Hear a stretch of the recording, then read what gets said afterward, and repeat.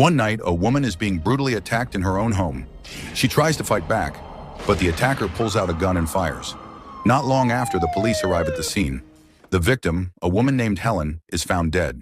Her husband, Dr. Richard, is immediately taken to the police station for questioning. And from here, everything changes. This is the fugitive. Your fugitive's name is... At the station, Richard explains what happened, at least from his side of the story. A few hours earlier, he and Helen had attended a charity fundraiser at a fancy hotel.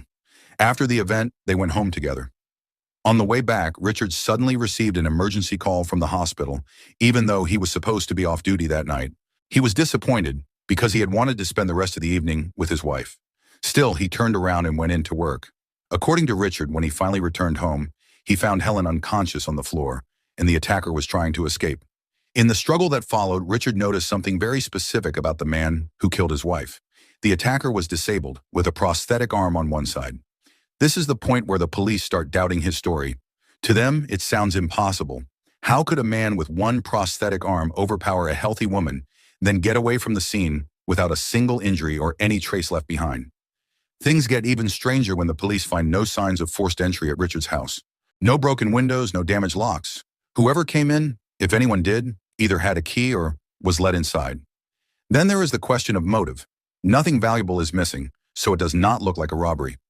On top of that, they discover that a few months earlier, Helen had taken out a large life insurance policy with a very high payout. That detail makes the police look even harder at Richard. In the end, they cannot find any solid evidence that points to anyone else. Step by step, the investigation narrows until Richard becomes the only believable suspect in their eyes. When the case goes to trial, the prosecutor presents one more crucial piece of evidence. It is enough to convince the judge and the jury that Richard is guilty. Before she died, Helen managed to call 911. During that call, she said a few words that could be interpreted in more than one way. The message is actually ambiguous, but because everyone already suspects Richard, those words are taken as proof against him. To play Helen Kimball's 911 emergency call. Please help me. You're still in the house. Did I hear you right? He's trying to kill me.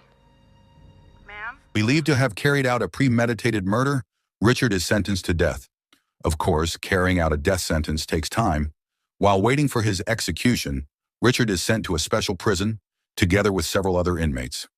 On the way there, while the prison bus is driving through a forested area, one of the prisoners suddenly pretends to have a heart attack. Hidden inside his sock, he has a sharp weapon ready. In a panic, the guard moves in to help him. The prisoner uses that moment to attack, and a violent struggle breaks out. Because of the chaos,